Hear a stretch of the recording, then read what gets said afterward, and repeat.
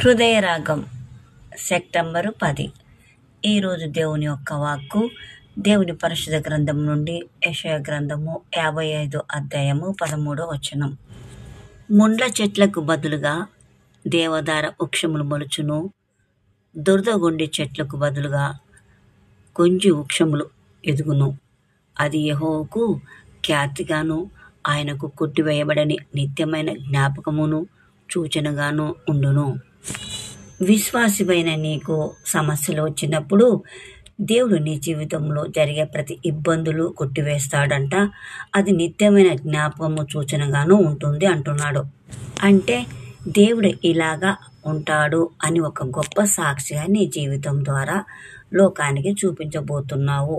అప్పుడు నీ స్థాయిని మారుస్తుంది, నీకు ఒక మార్పు తీసుకొస్తుంది ఈ వాక్యము. ఈ వాక్యం వింటున్న మీకు చెప్తున్న నాకు, మనకు ఎలాంటి సమస్యల్లో ఇరుక్కొని పోయినా మనల్ని కొత్త స్థాయిలోకి తీసుకెళ్తుంది. ప్రతి ఒక్కరికి జరగబోయే ఆశీర్వాదము ఎదురు వస్తుంది దేవుని బిడ్డలమైన మనకు. కాబట్టి నీకు భయంకరమైన కష్టాలు, నష్టాలు ఎన్ని ఉన్నా కొత్త స్థాయిలోకి నిన్ను తీసుకెళ్తుంది.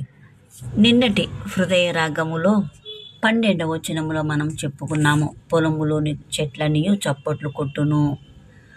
పొలము అనగా లోకము, చెట్లు అనగా మనుషులు అని చెప్పుకున్నాము. లోకములో నిన్ను అసహించుకున్న వాళ్ళందరూ నిన్ను మెచ్చుకొని చప్పట్లు కొడతారు అని మనం నిన్నటి దినమున చెప్పుకున్నాము. ఈరోజు దినమున ఇంకా ముండ్ల చెట్లకు బదులుగా దేవదార వృక్షములు మొలుచును అంటున్నాడు.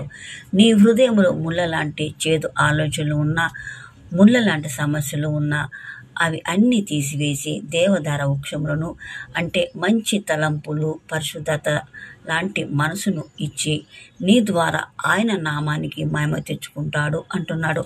ఆయన బిడ్డలమైన మనకు ఎలాంటి ముళ్ళ లాంటి సమస్యలు ఉన్నా, దురదగొండి చెట్ల లాంటి, అంటే చెప్పుడు మాటలు, దురుసైన మాటల నుంచి దూరపరిచి మన జీవితాలను సరిచేసి బాగు చేసే దేవుడు. కాబట్టి మన జీవితాలను దేవదార వృక్షము వలె సరి చేసుకుందామా?